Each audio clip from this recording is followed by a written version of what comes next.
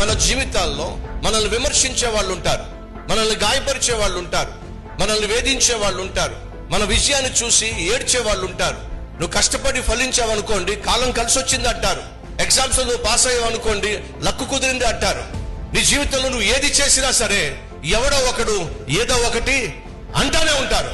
దయచేసి గమనించండి, అబ్దుల్ కలాం ఈ మాట అన్నాడు, చిల్లర డబ్బులు శబ్దం చేస్తాయి, విలువైనటువంటి కాగితాలు శబ్దం చేయవు, మౌనంగానే ఉంటాయి.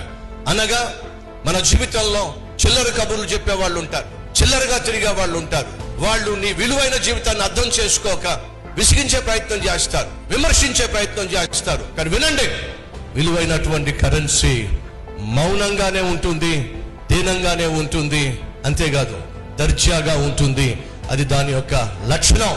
కాబట్టి చెప్తున్నా, యేసుక్రీస్తును ఎంతగా ద్వేషించారో, ఎంతగా దూషించారో, ఎంతగా విమర్శించారో తిరగబడలా నీ జీవితంలో, నా జీవితంలో, మన జీవితంలో కూడా అదే చేయాలి. సహోదరి సహోదరులు, ఈ లోకంలో ఎవడు ఏదన్నా ఏమనుకున్నా దేవుడు నీకు ఇచ్చిన పనిని శక్తి వంచన లేకుండా చేస్తూ ముందుకు సాగటమే, విజయం సాధించటమే దేవుడు నీకు నాకు ఇచ్చిన అద్భుతమైన ఆశీర్వాదం.